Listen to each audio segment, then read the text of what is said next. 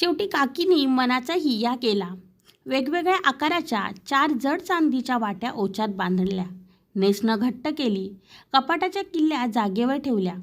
मदत करणाऱ्या मुलीचं लक्ष नसल्याचे पाहून त्या पिशवी घेऊन निघाल्या. काकी थोरात चेहऱ्याच्या 65कडे झुकलेल्या वृद्धा होत्या. गेली 4-5 वर्ष हॉलच्या मॅनेजरकडे कामाला होत्या, म्हणजे काकांचा अपघात झाल्यापासून. काकींचा चेहरा तरुणपणीही असाच थोराट असल्याने त्यांना काकी म्हणत. त्यांना ते आवडत नसे. आज सकाळी निघतानाच त्यांना काका म्हणाले, रोज रोज ते गोड पदार्थ आणू नकोस, जरा मसालेदार चमचमीत पदार्थ आण की.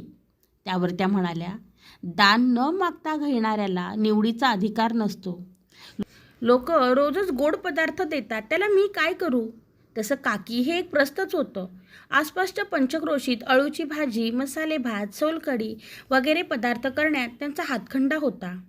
हॉलच्या मॅनेजरबरोबर भाड्याची घासघीस झाली की त्याचेच केटरिंग असल्याने गिराईक ओघानेच विचारी, काकी आहेत ना, म्हणजे काकी कामाला आहेत ना असे त्याला विचारायचे असे. त्यावेळेस मॅनेजरही विनोदाने म्हणे, हो हो काकी आहेत की अजून कामाला, आणि आपल्याच विनोदावर हसत सुटे. समाजातल्या कोणत्याही घरातले लग्न, पार्टी अथवा समारंभ असो, केटरिंग म्हटलं की काकी असल्याची लोक खात्री करून घेत, नाहीतर केटरर दुसरा आणू असे म्हणत. काका गेली 4-5 वर्ष अंथरुणाला खिळले होते. जुने तुटपुंजे सरकारी पेन्शन पण काकींना हातभार लावल्याने बरं चालत असे. महागाई आकाशाला भिडत होती. त्यांना मूल नव्हतं, तसेच जवळपासचे नातेवाईकही नव्हते. स्वतःची जबाबदारी स्वतः घेणं भागच होतं. सुरुवातीला साठवलेले पैसे काकांचे उपचार आणि रोजचा खर्च भागविण्यात गेले. जरा पैसे वाचवले की ते काढायचीच वेळ येत असे. देवही अगदी ओरबाडून काढीत होता. प्रथम काकींना स्वयंपाकाला जाण्याची लाज वाटे, पण मॅनेजरनी समजावले आणि उत्तेजनही दिले. तो भला माणूस होता.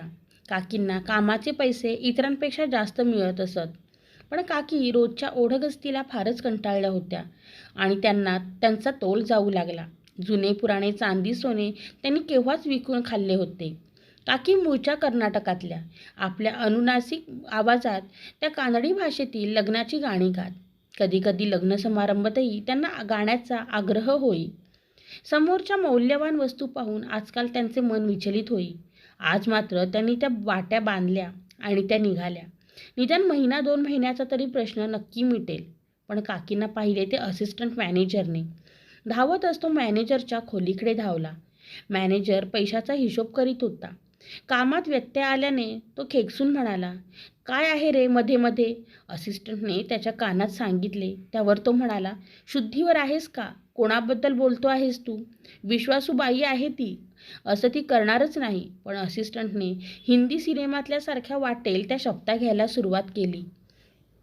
तेव्हा थोड्याशा अनिश्चिततेनेच तो विचार करू लागला. त्याला प्रसंगाचे गांभीर्य लक्षात आले. तो धावतच हॉलच्या मुख्य दरवाजापाशी पोहोचला. काकी दरवाजाबाहेर पाऊल टाकणार तेवढ्यात त्याने हाक मारली, काकी, अहो काकी, आज अगदी न सांगता निघालात. आणि पैसे नकोत का. काकींच्या छातीत धस झाले. हलकासा घाम कपाळावर आला. तो पदराने पुसत कसं तरी हसत काकी म्हणाल्या, अरे पैसे कुठे पळून जातात की काय, घेईन नंतर. आज यांना डॉक्टरकडे न्यायचंय म्हणून घाईने निघाले. मॅनेजर पुढे होऊन म्हणाला, ते ठीक आहे, पण काकी, माझ्या आईसारख्या तुम्ही तरी पण एक गोष्ट धाडसाने विचारतो, ओच्यात काय घेऊन चाललात. अरे पिशवीत तूच न्यायला सांगितलेले पदार्थ आहेत. काकींचे हात थरथरू लागले. मी ओच्यातल्या वस्तूंबद्दल विचारतोय. मॅनेजर गरजला. असिस्टंट मॅनेजर पण धावत आला. हळूहळू कार्यालयातले 1-2 लोकही आले म्हणाले, जाऊ द्या हो, म्हातारी आहे, 2 पदार्थ नेले जास्ती तर कुठे बिघडलं. मॅनेजर पुन्हा ओरडला, अहो पण मी त्यांच्या ओच्यात चांदीची वस्तू आहे त्याबद्दल बोलतोय. परत लोक म्हणाले, काय मॅनेजर, काकी एवढ्याच जुन्या, त्यांच्यावर संशय घेता. बघता बघता आवाज वाढले. आता मात्र मॅनेजर आवाज चढवून म्हणाला, हे पहा काकी, तुमच्या ओच्यात जर चांदीची वस्तू नसतील तर तुम्हाला आणि काकांना मी जन्मभर पोसायला तयार आहे, पण त्या जर निघाल्या ना तर मात्र पोलिसांना बोलवीन. त्यावर काकी म्हणाल्या, तुझं म्हणणं खरं आहे, खरंच चांदीच्या वाट्या आहेत, या घे, पण पोलिसांना बोलावू नकोस. त्या हुमसून रडू लागल्या. मॅनेजरने वाट्या ताब्यात घेत म्हटलं, काकी पैशाची नड होती तर मला सांगायचं होतं. असा तमाशा तरी झाला नसता. मी तुम्हाला आज ओळखतो का?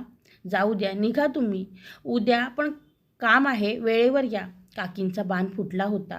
त्या तशाच डोळे पुशीत निघाल्या, पुन्हा कामावर न जाण्याचे ठरवून.